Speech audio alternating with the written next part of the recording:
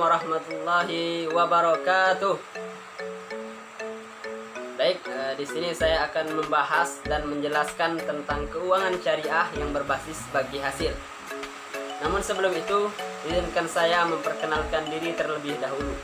Saya Aldiansa dari Fakultas Ekonomi Bisnis Islam, Prodi Ekonomi Syariah, Sekolah Tinggi Ilmu Tarbiyah Al-Quran Al-Ittifaqiyah.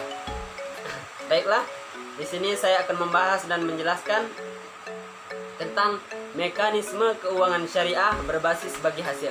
Untuk itu, marilah kita lihat slide berikut ini.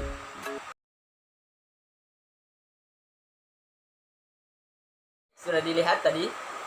Yang pertama kita akan membahas pengertian dari bagi hasil itu sendiri.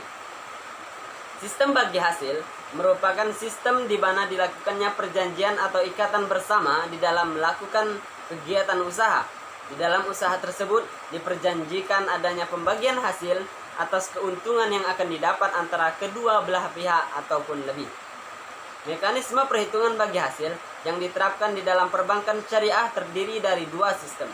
Yang pertama profit sharing dan yang kedua revenue sharing. Profit sharing dapat diartikan secara singkat yakni bagi keuntungan. Sedang revenue sharing dapat diartikan bagi hasil, bagi penghasilan atau bagi pendapatan.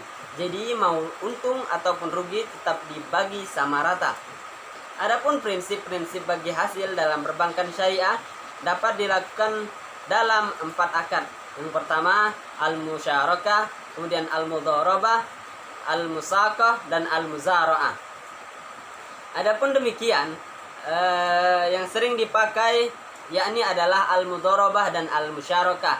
Sedangkan al-muzara'ah dan al-musaqah dipergunakan khusus untuk plantation financing atau pembiayaan pertanian untuk beberapa bank Islam.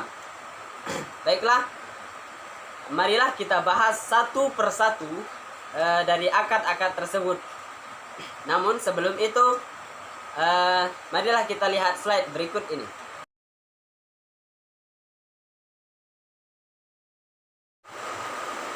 Baiklah, pertama kita akan membahas tentang musyarakah sesuai yang dilihat di slide tadi. Musyarakah ini adalah akad kerjasama antara dua pihak ataupun lebih untuk suatu usaha tertentu, di mana masing-masing pihak memberikan kontribusi dana ataupun amal dengan kesepakatan bahwa keuntungan dan resiko akan ditanggung bersama sesuai dengan kesepakatan. Jadi, dalam akad musyarakah ini masing-masing individu yang melakukan kegiatan usaha sama-sama mengeluarkan dana, sama-sama mengeluarkan skill dengan kesepakatan bahwa keuntungan ataupun kerugian akan ditanggung bersama sesuai dengan kesepakatan di awal. Kemudian mudharabah. Kita akan bahas mudharabah, namun sebelum itu mari lihat slide yang berikut ini.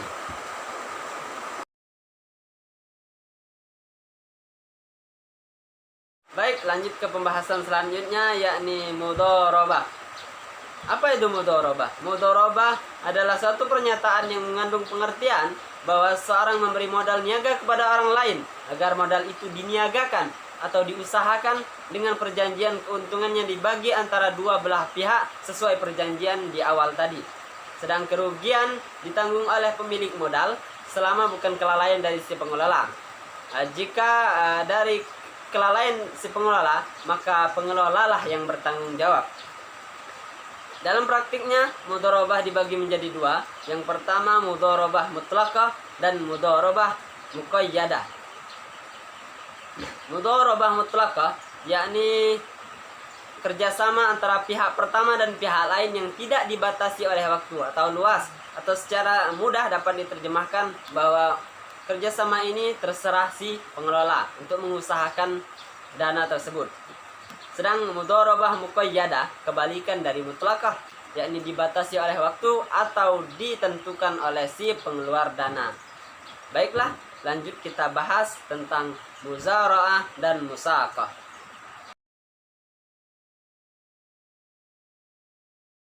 Selanjutnya kita akan bahas tentang muzara'ah dan musaqah.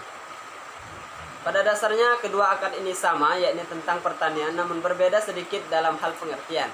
Pertama, muzara'ah. Muzara'ah ini merupakan akad kerjasama pengolahan pertanian antara pemilik lahan dan penggarap, di mana pemilik lahan menyediakan lahan kepada penggarap untuk ditanami produk pertanian dengan imbalan bagian tertentu dari hasil panen.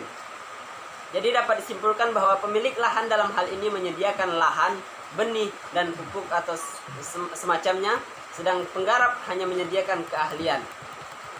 Kemudian akad musaqah. Perbedaannya hanya pada penggarap hanya bertanggung jawab atas penyiraman dan pemeliharaan dengan menggunakan dana dan peralatan mereka sendiri.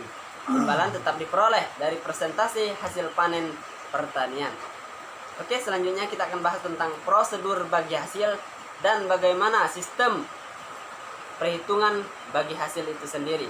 Mari kita lihat slide yang berikut ini.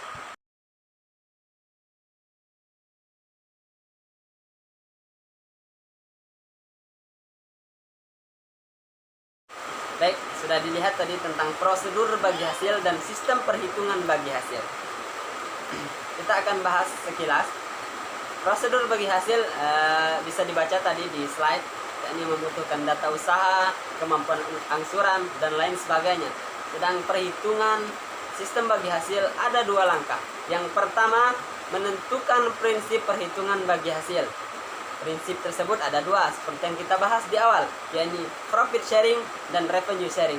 Jika sudah dapat prinsip mana yang akan digunakan, barulah kita menghitung bagi hasil itu sendiri. Baiklah, mungkin hanya ini yang dapat saya bahas dalam kesempatan kali ini. Jika ada salah, saya mohon maaf. Kepada Allah saya mohon ampun. Marilah kita tutup dengan membaca doa kafaratul majlis. Subhanakallahumma wa bihamdika asyhadu an la ilaha illa anta astaghfiruka wa atubu ilaik. Saya akhiri. Assalamualaikum warahmatullahi wabarakatuh.